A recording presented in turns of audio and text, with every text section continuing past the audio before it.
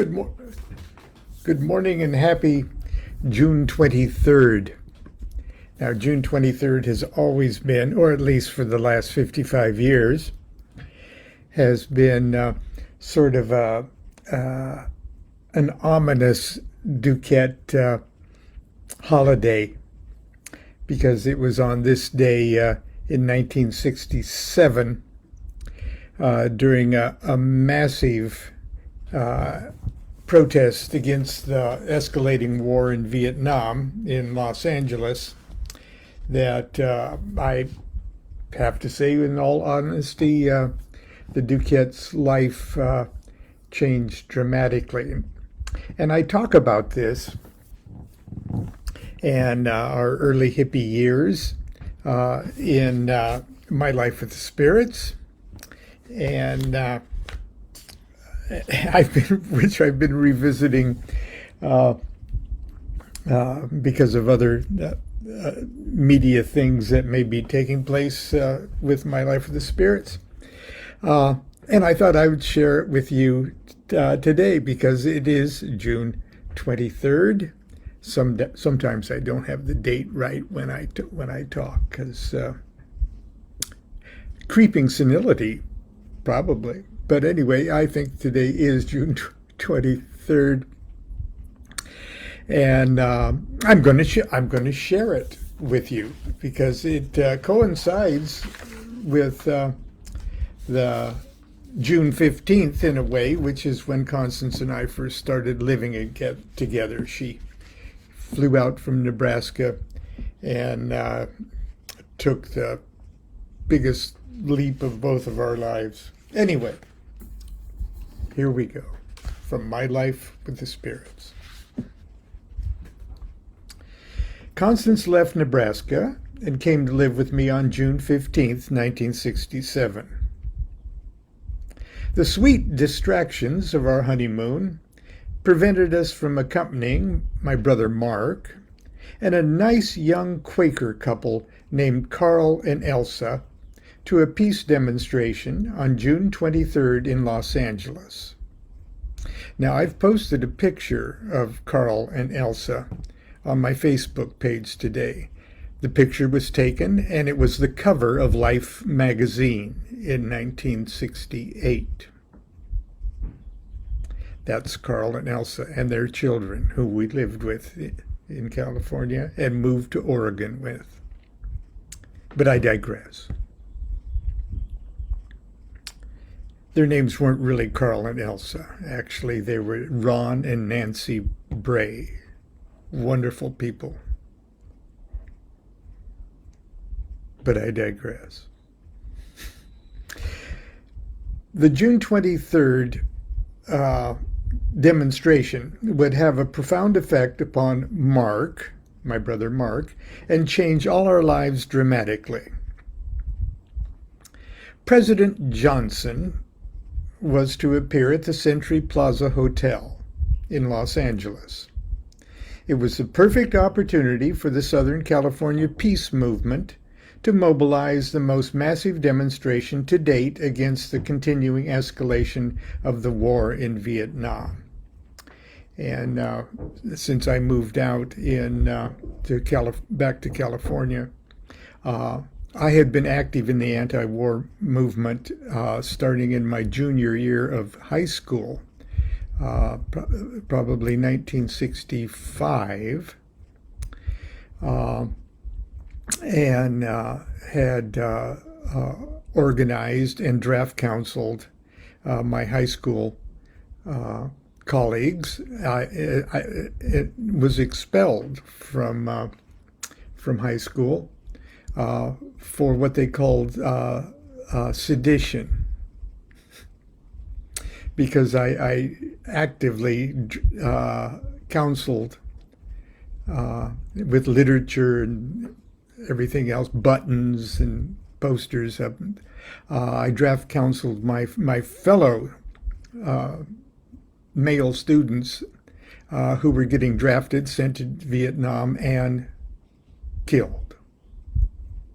And I draft counseled in in the lunchroom, and I was expelled for that. And I was only allowed back to school when an Episcopal minister in town, who was also a member and active in the American Civil Liberties Union, wrote a letter to the principal saying you can't kick a kid out of school for sedition. Okay, and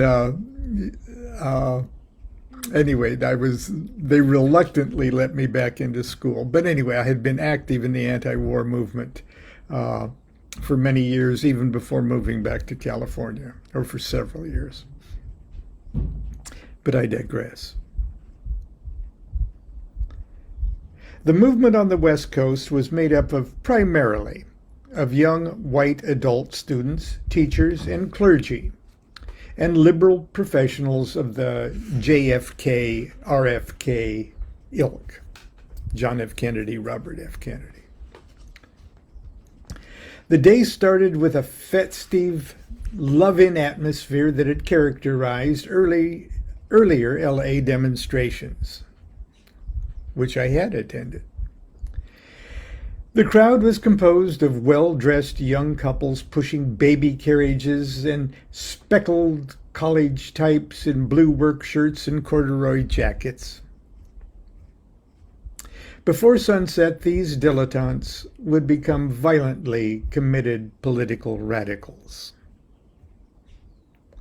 Everyone expected the scenario to follow that of previous demonstrations. The demonstrators would position themselves in front of the hotel and chant as long and as loud as possible for the benefit of the television news crew.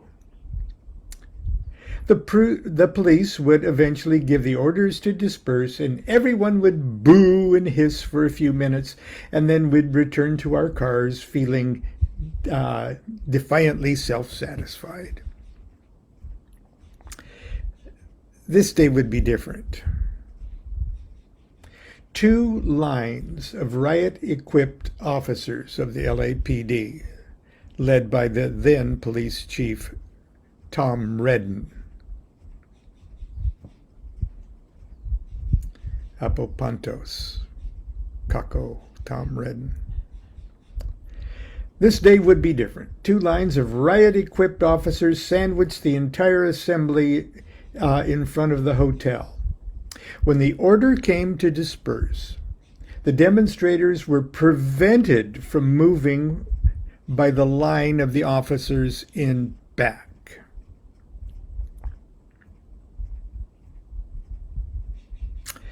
The officers in front of the hotel were ordered to advance on the crowd and use their batons on anyone who would not move. At the same time, the police in back of the demonstrators were ordered to use their batons on anyone attempting to move back. For 25 bloody minutes, the police clubbed away in a shameful attempt to make sure every demonstrator got a taste of the baton. News bureaus around the country called it the worst police riot since the 1930s. Witnesses said it was a miracle nobody died at the scene. There were those who died afterwards.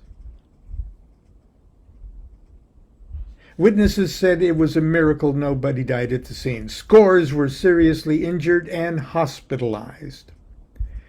My brother Mark was beaten on the head and face and returned home with his glasses broken and his clothes covered with blood.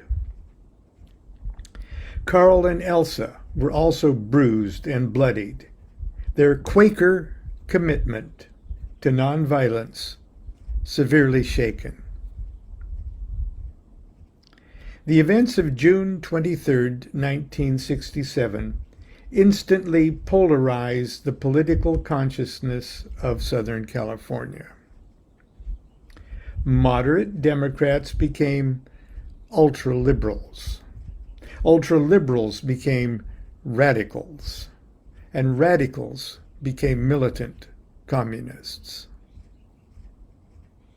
Shocked by the brutality, but steadfast in their patriotism, moderate Republicans became conservatives, and then conservatives became ultra-nationalists, and ultra-nationalists became fascists.